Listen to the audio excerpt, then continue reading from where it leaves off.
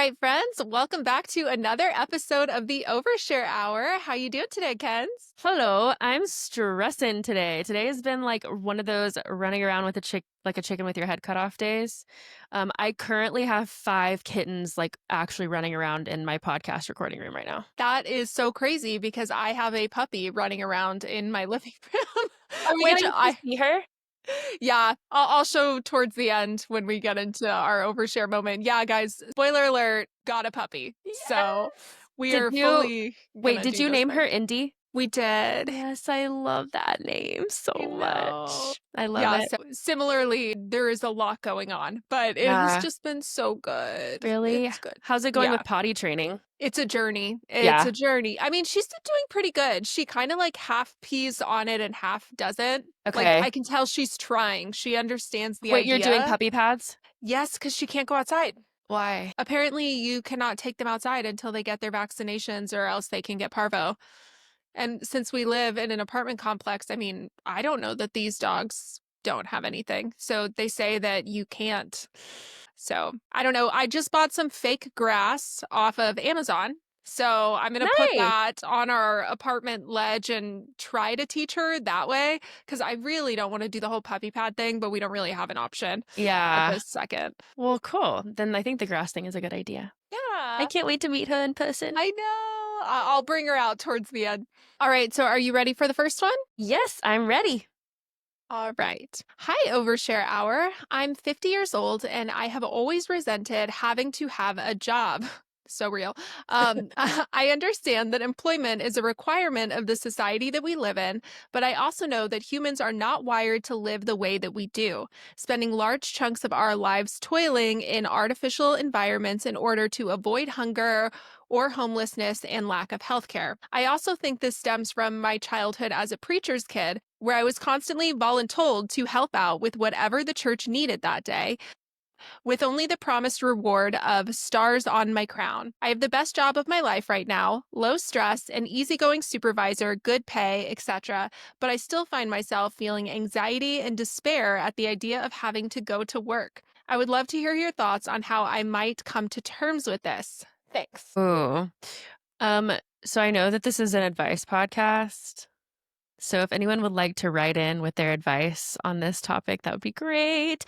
Because I feel like more than anything, I just am in the same boat. It's not that I feel so much dread about my specific job or the job that I have, but when I think about having to work the amount that I work, at a job that isn't like by me and for me, that really stresses me out. It's like looking at the sky and trying to like understand how the universe works. Like I like freak out. I can't do it. I feel the same way about thinking about the rest of my life in a 9 to 5 position. When I think about how much time like I spend away from my kids, how much time I spend away from my partner, and how much of that time is spent with other people in a job, it really stresses me out. Like I feel the anxiety in my body just now thinking about it.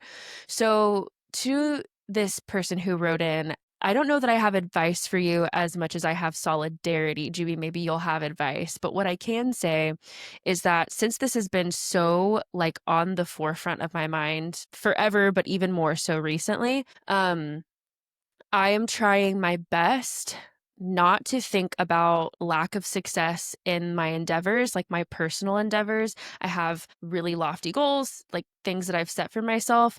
And it's really easy for me to compare myself to other people or to look at the people who, like recently, I've been like online looking at people who are struggling with success as well. And that gives me just as much anxiety as the people who have found success that I haven't achieved, is like the amount of people who are like, I'm struggling to find success. Like, how is this ever going to happen for me? I'm working so hard. And so I think like I'm just dealing with a lot of the stress around this aspect of how am I ever going to move out of this 9 to 5. So what I have come to terms with for myself, and this literally happened like actually today, is that I have got to find time, and I think I've always known this, but I have got to find time to carve out for my like creative spiritual practices. So like I have to figure out how to do the artist's way. I know GB, you've read the book. I've read the book, but I haven't actually put it into practice. And I want to like go through. So if you don't know what the artist's way is, it's basically a book, workbook where you go through all of these practices. How long is it for? 12 weeks? Yes. Hmm. And there are different things that you do. And basically, it's just like to ignite your creativity and like reconnect with your inner creative.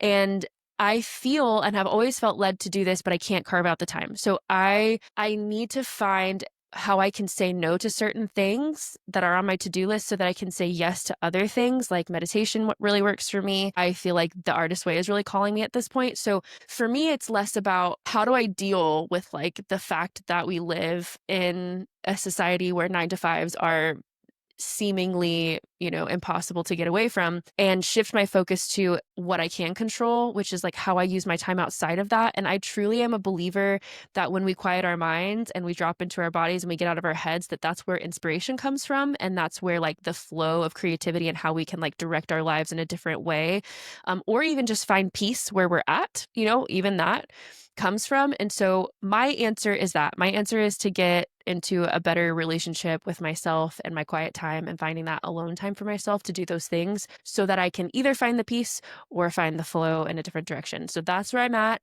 I know that it's not like, the easiest question to answer, but that's where I'm at with that. What do you think, GB? No, it's a hard question to answer because it's life. I think a lot of us struggle with the idea of, wow, that is so many of my waking hours on this planet that is spent just trying to survive and put food on my table.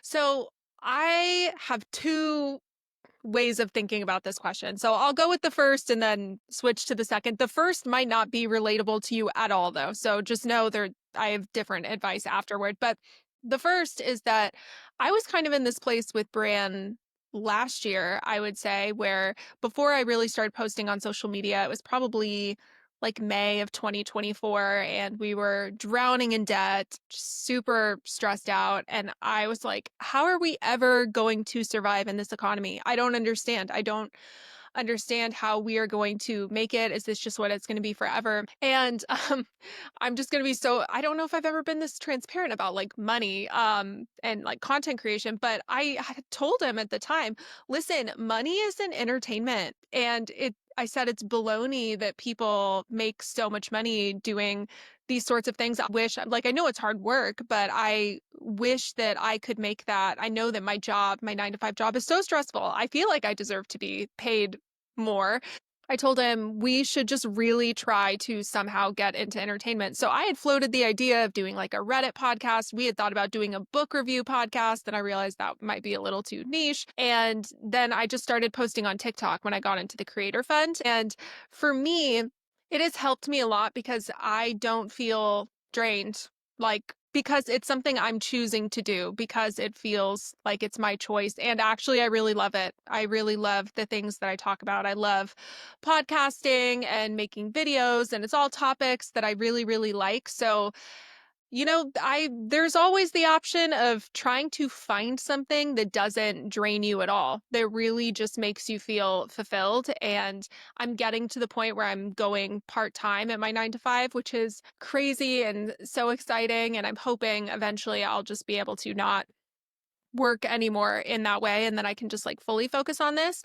But yeah, for me that was my answer is and guys, it's been hard. Don't get me wrong. Yeah, you can get paid a good amount for certain stuff, but also like I work from the moment I wake up to the moment I go to bed. I am chronically busy and like a little workaholic and there's like actually a lot of thought that goes into a lot of things. So I wouldn't say it's easier, but it's more enjoyable. Now, if you really do like your job, you said you have a great manager that you like, super easy work that you're actually doing.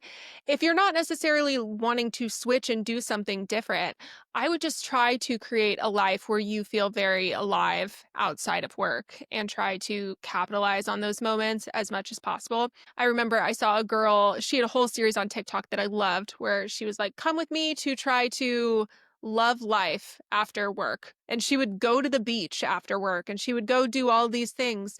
And I was like, wow, I don't do that. That's cool. I come home, I scroll on my phone, I work, and like maybe I'll walk on the treadmill. I mean, it's not the most exciting life, I guess. And maybe if you really try to find a hobby that you love and build a community and just really invest in yourself, like think to yourself, I am frustrated having to work this 9 to 5.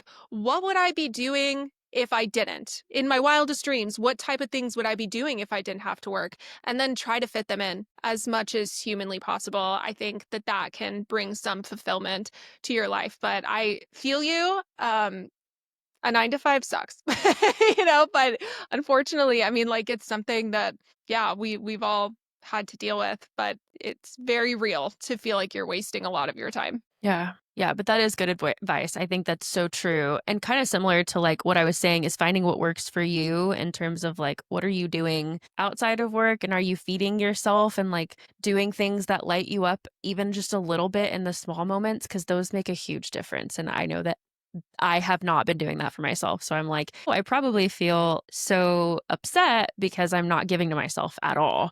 And if you do, then that kind of like lifts the load a little bit. It makes life just feel a little bit more optimistic in general. So good advice. All right. Are you ready for the next one? Yes. Okay. So this one says, I've been slowly deconstructing my faith for a few years now. I think I am dangerously close to leaving altogether, but I also feel afraid. And I feel like if I leave Christianity, then I won't have anything. Almost like if I have faith in something that doesn't exist, isn't that better than feeling like I'm alone and have no hope? Kind of like Santa. He's not real, but it doesn't hurt for kids to believe in him if it brings them joy or comfort. Did you ever experience that? Is this just a part of deconstruction that I have to go through? Wow.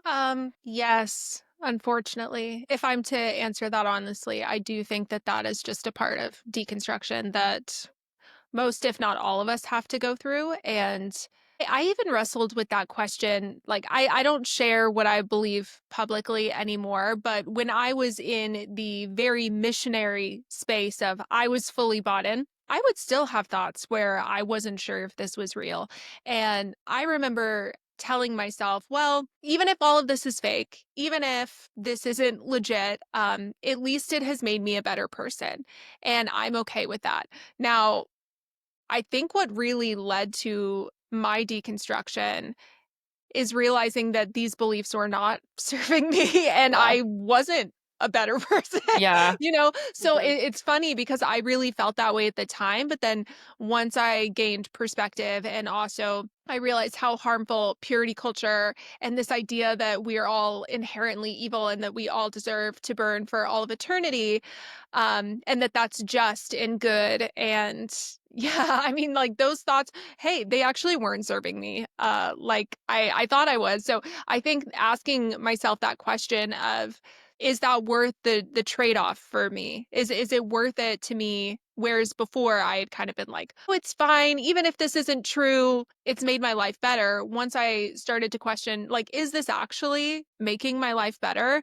And do I want to know the truth? And obviously, the truth is so subjective. I mean, we could all come to different opinions on what the truth is, but allowing myself to ask that question. So I think that that is a very human fear because, especially, and I want you to touch on it, Ken, because I feel like you've talked about this, like the idea of Jesus and the idea of just the story of the cross and the hope that it has given. Like, I think about my youth group times and how many those cry nights. Yeah, were they Yeah. like kind of manipulative? Yeah. But then I'm also like, I felt so human and I felt so Yeah. alive. And it's kind of asking yourself, would I be okay if I have to let go of that nostalgia? Or you feel like you would be having to let go of that. And like you said, the whole Santa Claus thing, because it's just tied to so many of your memories. So it can feel like a death and it can feel like grief. And I think that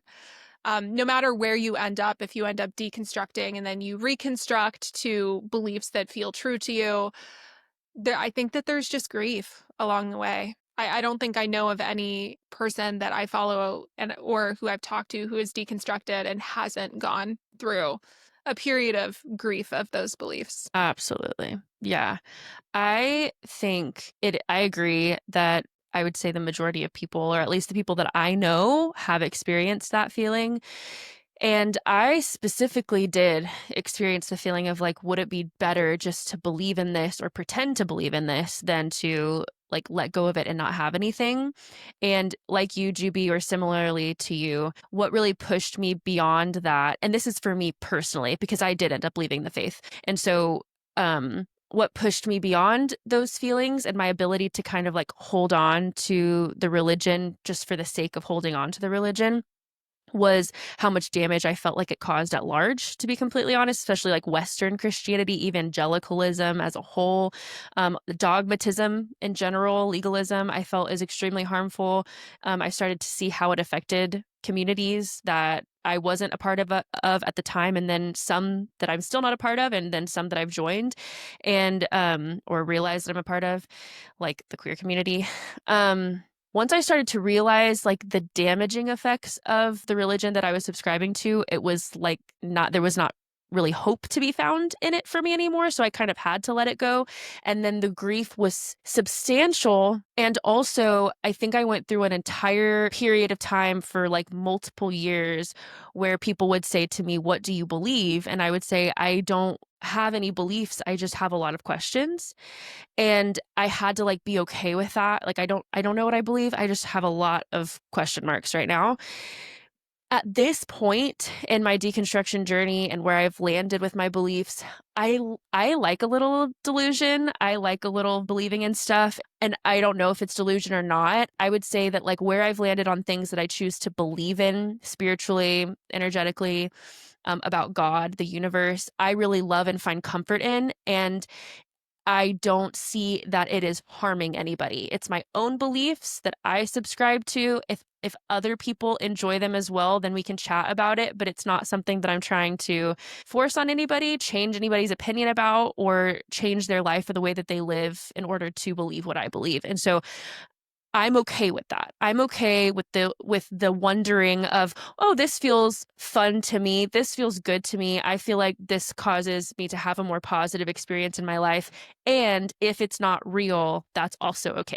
And if I'm just like, playing the game to have the hope of life or to experience this, then that's okay. Do I think that there's a reality to spirituality? Do I really believe in something? I do. I'm not I guess I'm agnostic. I do believe in something, and I feel like I have a relationship with that thing, but I'm okay with the question marks. It just took me so many years of dipping my toes into other belief systems and then freaking myself out and running back to Christianity and then abandoning any beliefs whatsoever and then running back to Christianity and then really being angry for a while. Like there was just so many ups and downs of it that now I'm kind of at a place where I'm just whatever it is okay. What I think is harmful is when we make our beliefs a dogmatic religion and then force that on other people and create laws around it and, all of that. So, yeah, I would say it's extremely, extremely hard.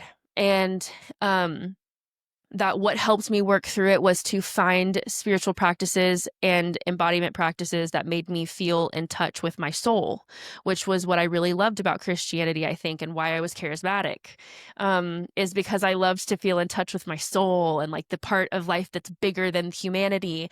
And I've backtracked a little bit in that. I really love being human now. I abhorred being a human when I was an evangelical. I thought we were supposed to do everything we could to be like the least amount of human as possible, because that was the sinful nature of us. I really enjoy my humanity now, and I like to explore the boundaries of that and see like what I think exists outside of just like our human experience. And I think that's cool, and I love that. But I'm not, writing any Bibles about it. So I think it's just I've found what works for me right now. And it took me forever and lots of grief. And to this day, I still have so many moments where I'm like, am I wrong? Is Christianity the right way? And that's my trauma. That's my trauma. And I don't know that that'll ever leave me. Maybe it will, but I don't know. Because it's always like just like this little voice in the back of my head, that's been there forever. So that's where I'm at with it. So real. That voice definitely likes to linger. I like what you were saying about like there's the woo-woo things Yeah. you like and if it's not real, whatever, you know, because I think I've been kind of in a similar place with, um, for example, so my grandpa passed away, and we had so much family drama going on, and there were some heavy decisions that needed to be made after he passed, and it was just a lot. There was a lot going on. And ever since then, I see, uh, is it sparrows, right? That they say it's a loved one? Cardinals. Cardinals. I Yeah. see cardinals everywhere. Specifically, I see them at his business, which Whoa. is so crazy. When I go to his old business, the cardinals will land on my car. And after we made one of those big decisions, a cardinal was on my car. And, I went to their house, you know, because their house ended up being trashed. It was just a whole nightmare, so I went to go look at the house, and there was a cardinal flying, in front of the house, and I'm like, "I've never seen a cardinal in this neighborhood." So I always say that I think it's my grandpa telling me that he approves, you know, and, or I just feel comforted by his presence, and we really bonded before he passed. But I'll have moments where I think, like, okay, but also, what if a cardinal nest just got made near his business? Yeah. And honestly, I resonated with what you said of, "And so what?" You know, Yeah. like, What's the difference? my belief that that is my grandpa or it's a sign that my grandpa loves me, that's not harming anybody. So whatever. I can't say 100% certain that a lot of the spiritual things that I feel are real. I think what is so disorienting about deconstructing, especially from charismatic Christianity or Christianity that relies heavily on signs, is that you are so convinced of these signs. Like, I cannot tell you how many times I fully thought that God was interacting with me. And then in hindsight, no. And Yeah. I won't get into details, but I mean, just no. I like, for example, But just actually, I will get into a detail. Like I thought that God was telling me that I was supposed to marry Ted because I prayed that prayer and then a year later we happened to get married on that exact day and I was like, "Oh my gosh, a sign that God answered my prayer." And literally he almost killed me. So, yeah. no, I do not believe that that was a sign, but it can be disorienting to look back and it hurts a little bit, you know? Because some of those memories, they feel so sweet. So I do think it's just part of the grief of deconstruction. And Yeah. it's very real, but you're not alone. There are so many of us who are navigating these very hard questions too. Yeah, I couldn't agree more. It's a lifelong journey. Or I don't know. I keep saying that, but who knows? Like, what if in 5, 10, 15 years from now, we look back and we're like, oh no, like that voice is gone. I really feel like Yeah. I'm completely, I would say I'm way more at peace than I've ever been. For sure, I'm feeling really good, but I still have moments. So I just, or so moments of grief or moments of anger. I just wonder if there will ever be a time where we're just totally like free of it. I don't know. Because if Life is you built, long. yeah, but if you built your life on it, maybe it takes at least that many years to undo what Ooh, yeah, yeah. Yes, that's hard. for Yes, we are. sure. Yes, yes, yes. Right. Are you ready for the next one? All right. Hi, I am writing from Italy. Sorry for my poor English. And your English is good. I read this Yeah. before. Your English is good. I met my ex when I was 17, and we lived in a small Italian town, and we were neighbors. We had a beautiful relationship and had been together for 11 years, even when life had brought us to different cities. At the end of 2022, we decided to move in together, and I joined him in Torino, the city that we both went to for college. We had a very tough year. His father died suddenly, his mother had depression, and my mom had a severe injury, and we started to fall apart. A year and a half ago, he broke up with me, and we weren't happy, but I still got so mad.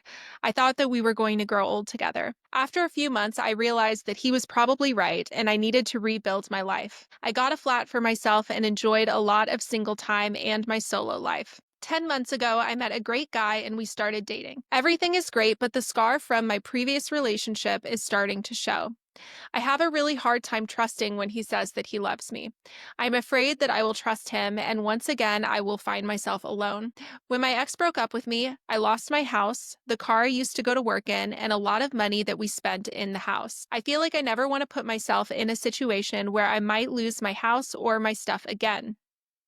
Here in my city, it is very difficult to find a flat to rent, and it's very expensive to start the contract. We aren't thinking right now that we're going to move in together, and we have agreed to take it slow, but I already start to panic when I think that maybe we will have to choose a different city to live in, a different house. He loves the countryside, and I'm more a city gal. How do I trust again? Is it crazy to not want to compromise for the couple again? I think a relationship is all about compromises, but I don't know if I have the strength in me to build a life with someone knowing that it could end.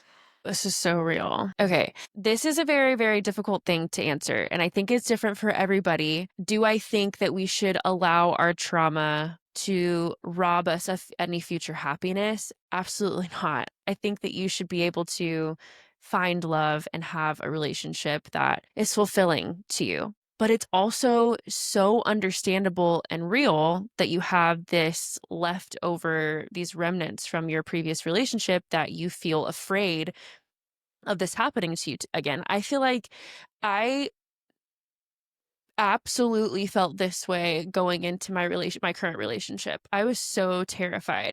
And I didn't know that I was terrified when I met him, but as we started to date and we started to become serious, all of those wounds kind of opened up and I realized that I was really scared. So what I would recommend that I did not do is therapy. So I know that's not accessible for everyone.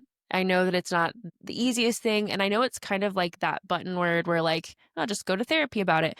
But genuinely, I would say working to rewire your brain and heal the parts of you that are waiting for the shoe to drop.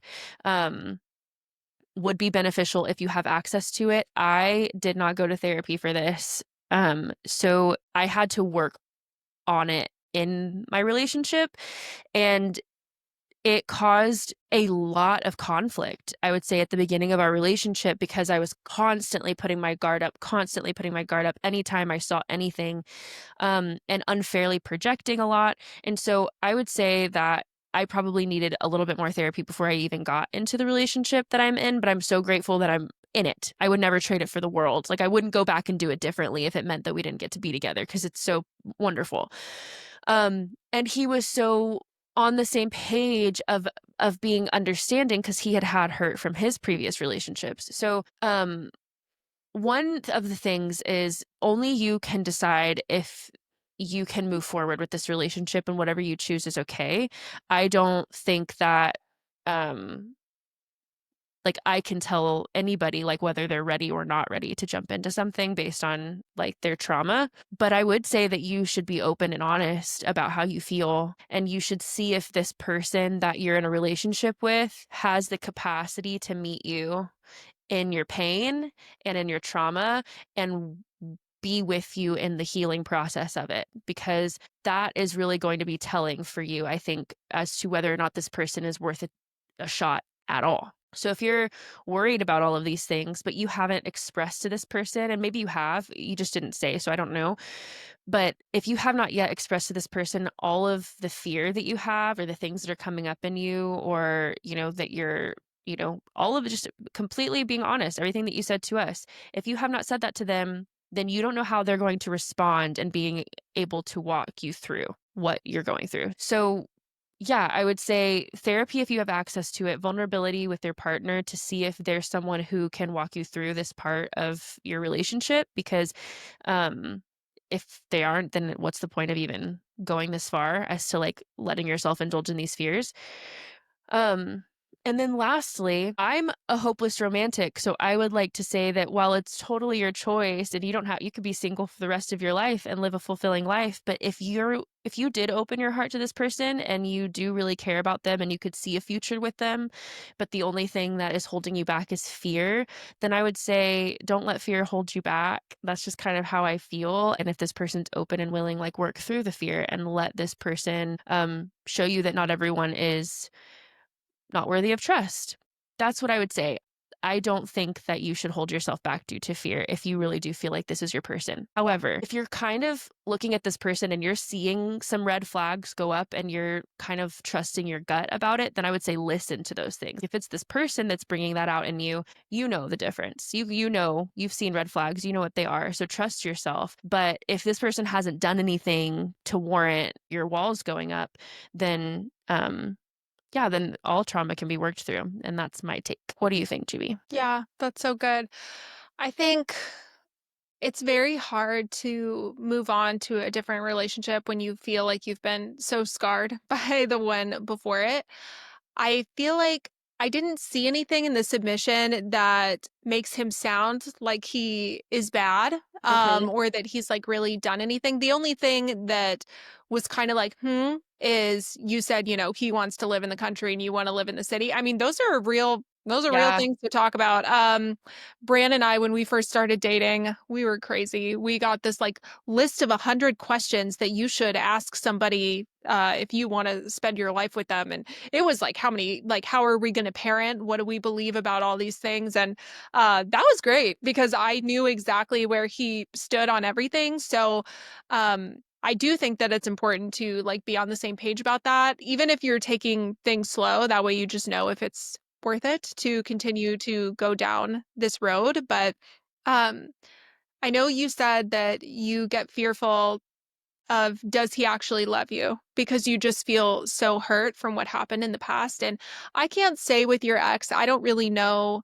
I wasn't there. I don't know everything that happened, but it sounds like there was just so much trauma happening in such a short period of time that led to the end of the relationship. And I'm sure there's more to it, but you guys were together for 11 years.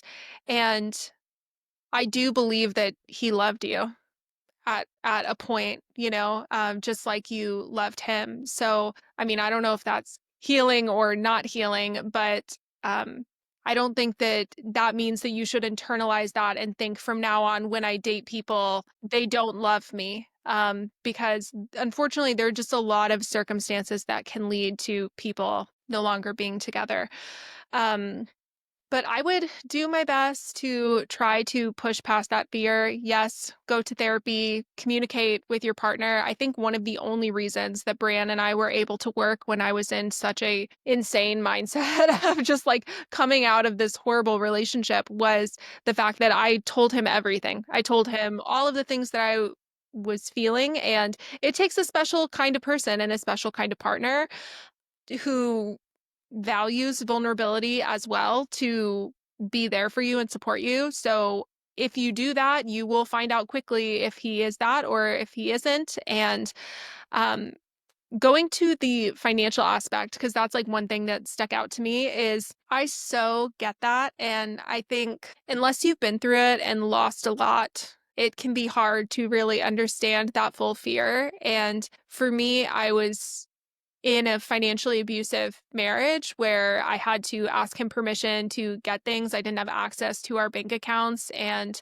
I pretty much left with just my stuff. I just let him have everything. We shared a car. I was completely dependent on him. And yeah, I will say when I left, I was like, never again, never again. And to be honest, Brand and I, we have separate bank accounts. Not necessarily because I don't trust him. I do. It's just I feel good having my own bank account. Yeah. I think that and maybe people won't agree or they don't like that, but I don't know. When you've been in a place where you feel like you have absolutely nothing and you feel like you don't feel safe, having your own bank account is kind of nice. So I understand that idea of you're scared to get a house with this person. You're scared Yeah. to lose your car and to have those big financial missteps again. Not that you misstep, but you know what I mean. Yeah.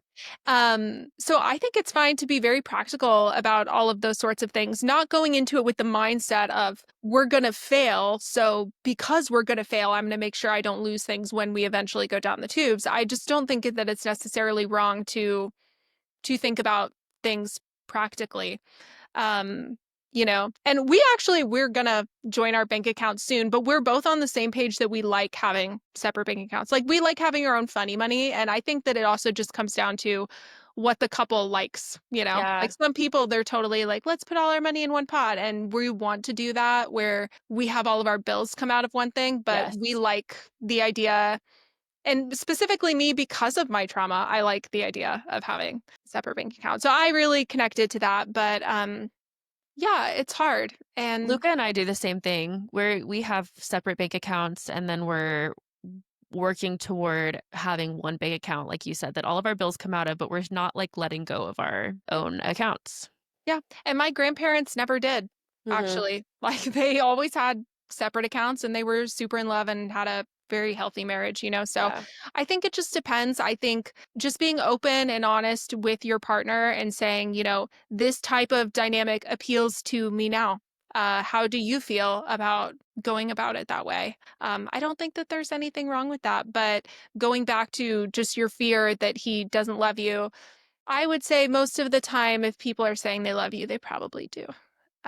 And it's probably more so the trauma, which I totally get. Yeah. And I would say too that when you have these conversations, like I was saying before, if you have conversations about money and about how you want to be practical, or maybe you have some things that you're like, I'm not sure how they respond, how they're going to respond or react, those things are more important. I do think that it's true that if he's saying he loves you, that he most likely does. Um, but the things like how does he respond when you say, maybe I would like to keep my own bank account. This is what would make me feel safest. If that is met with understanding and openness and, support, that's an amazing green flag and open door. But also pay attention if that's not the case, because you deserve someone who's going to support you through all of the things that you need in order to have a relationship feel safe to you. And I think the right person will make you feel safe to make those choices for yourself. Yeah. Well, are you ready to jump into our overshare moment? Yes, I am.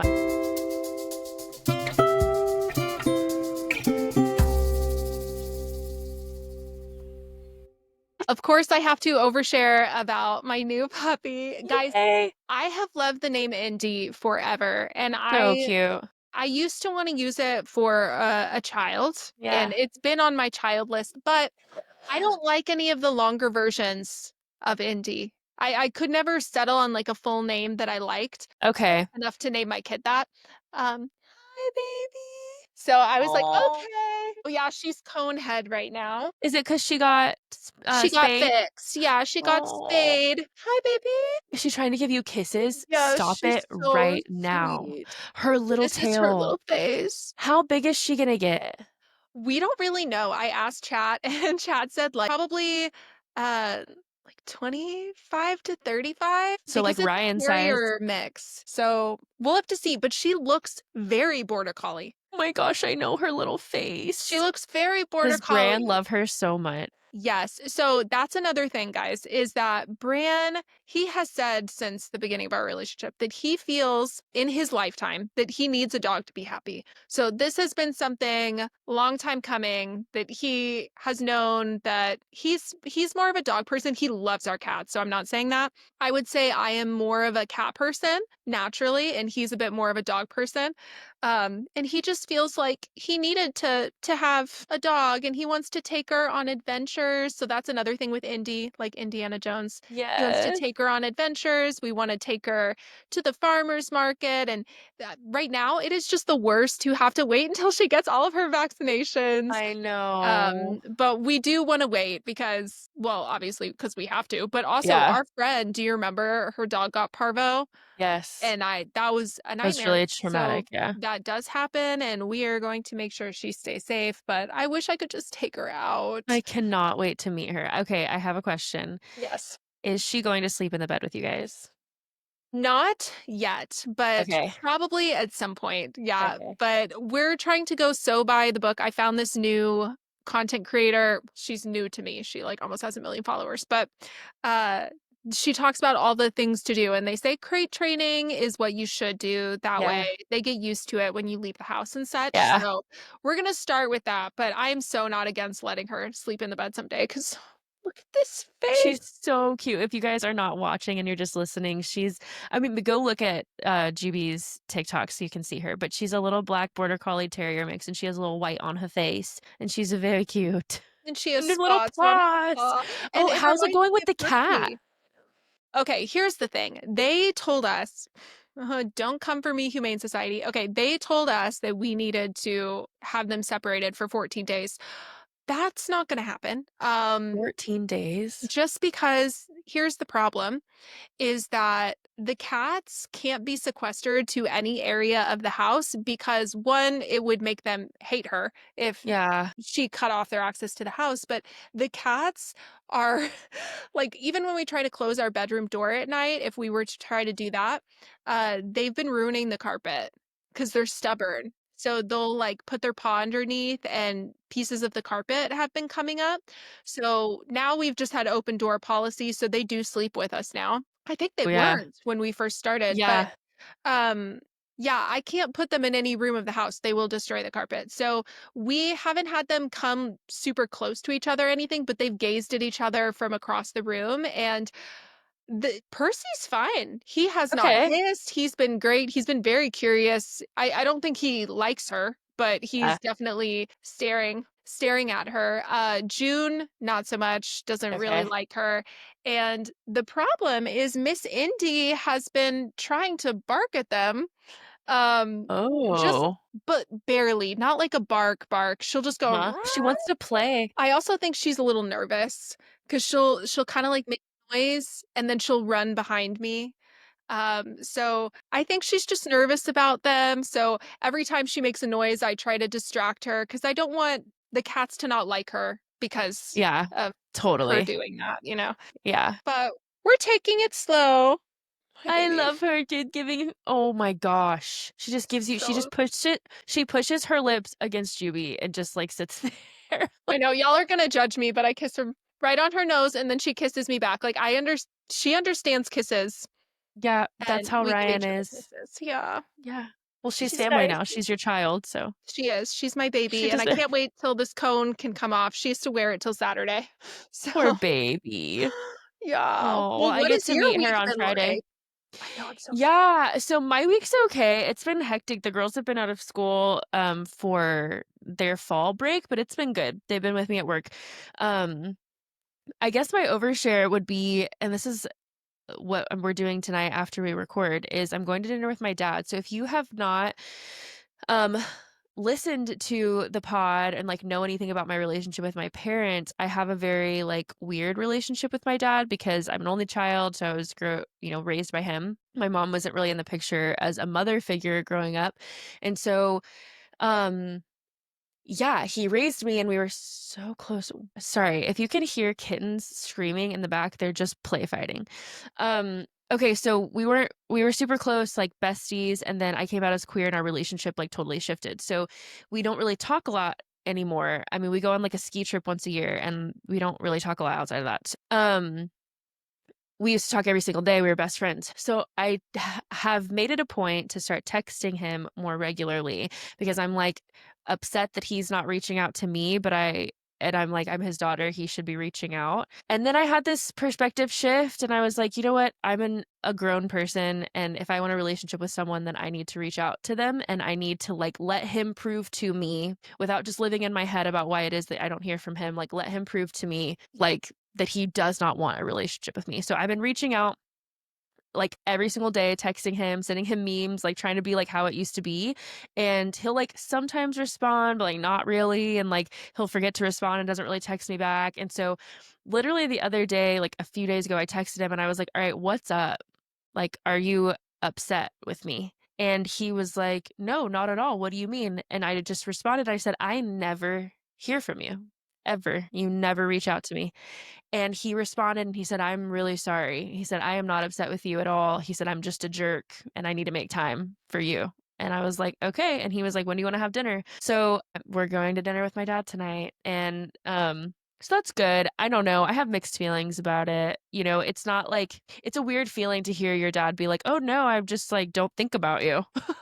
"Oh no, I'm not mad at you. I just don't think about you to text." That's a weird feeling, but I'm trying not to think too much like that and just like see how dinner goes. I don't know. Oh my I'm kind gosh, of yeah, like I'm in a weird interested. space. I'm Yeah, I'm sure proud it'll of be you for fine. trying. I'm proud of you for trying because I feel like then at least you know you've given your all to the relationship and you won't have any questions. Honestly, it like sucks to hear, but I'm like, I kind of believe that he really just doesn't, I don't know, like he just doesn't think to text you back. Which you're like, what's worse? Is it worse that he like I doesn't think about know. me, or is it worse that he's I'd mad at rather him me? be mad at me. No, I'd rather him be like, we need to like hash things out. I don't know. We'll see how dinner goes. He's gonna see the kids. My fiance is coming. Yeah, that's what we're doing tonight. So we'll see. Well, you'll have to let Yeah, me know on Friday. And I thank you know. guys Game so night. much for hanging out with us today. Yes. Sorry we I missed will. last week. I was sick in bed, but we're so happy to be back. And we'll try She to was make sure so that sick. yeah, I was super sick. I try to make sure that we're caught up on episodes so that doesn't happen very often. All Oh, right. Patreon. Yes. Yes. Okay. So also thank you so much for listening today. We love you guys so much. And we also have a Patreon. So if you do not know, or if you have not subscribed, it's $5 for 3 bonus stories every single month. This last month we did Reddit stories for the first time. I know we've been telling you guys we're going to do them. We finally did them and they were a blast. Like we freaking loved every second of it. So we're going to continue to do Reddit stories. So please, like if you are interested, like go check it out and leave us a review if you like the show. If you don't like the show, please don't. But if you like the show, it keeps us here and it just helps us so much and helps the show grow. And thank you for hanging out with us every single week. We love you. Love you guys so much. We'll see you guys next week for another episode of the Overshare Hour. Bye.